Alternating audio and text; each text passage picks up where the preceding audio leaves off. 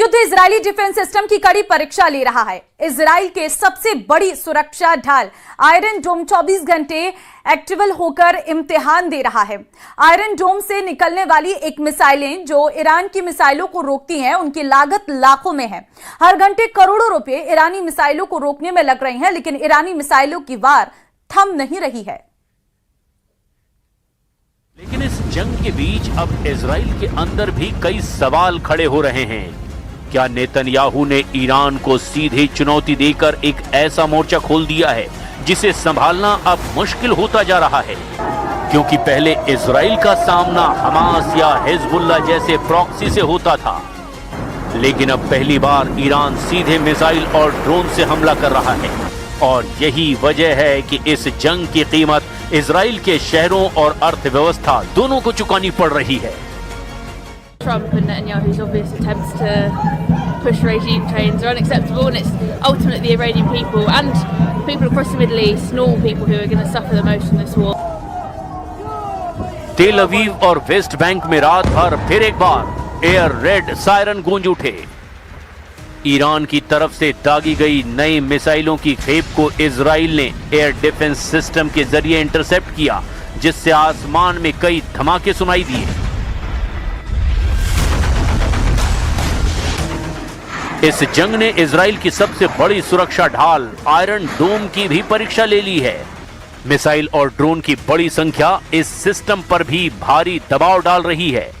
हालांकि इजराइल के कई हमलों को नाकाम किया गया है, लेकिन हर इंटरसेप्टर मिसाइल की कीमत लाखों रुपए तक बताई जा रही है।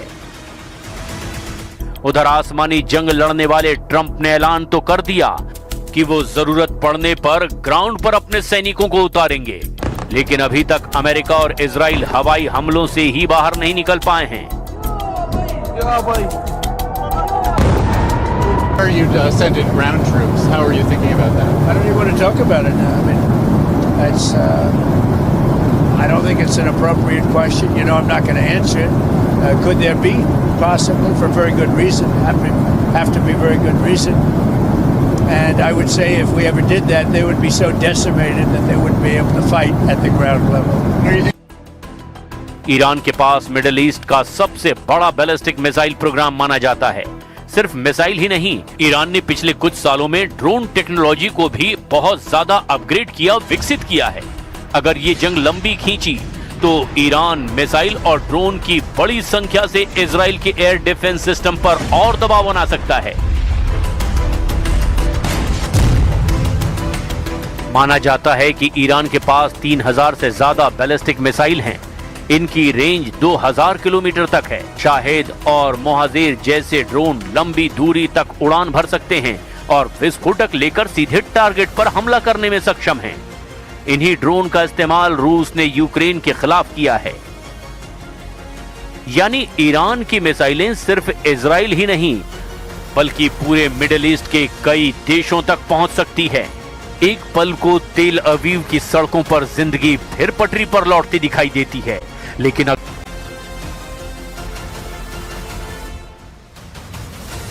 इस टकराव का असर सिर्फ मिडिल ईस्ट तक सीमित नहीं है। एक्सपर्ट्स का मानना है कि अगर ये टकराव लंबा खिंच जाता है तो तेल की कीमतें, समुद्री व्यापार और वैश्विक सुरक्षा समीकरणों पर भी इसका सीधा असर पड़ सकता है। यही वजह है कि कई देश अब इस टकराव को रोकने की अपील कर रहे हैं। פעילי משמרות המהפכה, אלה שרודים בעם האיראני ברחובות, אומר לכם רק זאת, גם אתם על הכוונת. מי שיניח את נשקו, לא יעונה לו כל רע. מי שלא יעשה זאת, דמו בראשו. मिडिल ईस्ट का ये टकराव अब एक ऐसे दौर में पहुंच चुका है जहां हर रात नई आशंका लेकर आती है। कहीं आसमान में चमकती इंटरसेप्टर की लकीर। ऐसे में ये जंग सिर्फ सीमाओं के बीच की लड़ाई नहीं रही, बल्कि पूरे इलाके की स्थिरता और वैश्विक राजनीति के लिए एक नई परीक्षा बनती जा रही है।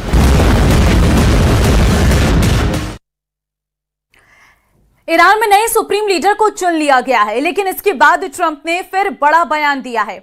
उन्होंने कहा कि मुज्तबा खामेनेई का सुप्रीम लीडर बनना स्वीकार नहीं, वे पुरानी कट्टर नीतियों को ही आगे बढ़ाएंगे। ईरान को ऐसा नेता चाहिए जो शांति लाए, अगर गलत नेतृत्व आया तो फिर युद्ध होगा।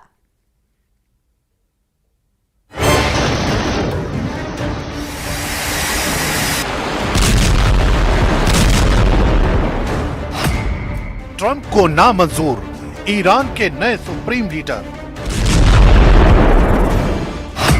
ट्रंप को अखर गई मुस्तफा की ताजपोशी की खबर। ईरान के नए लीडर पर सुप्रीम संग्राम। ईरान और इजराइल की जमीन धमाकों से धधक रही।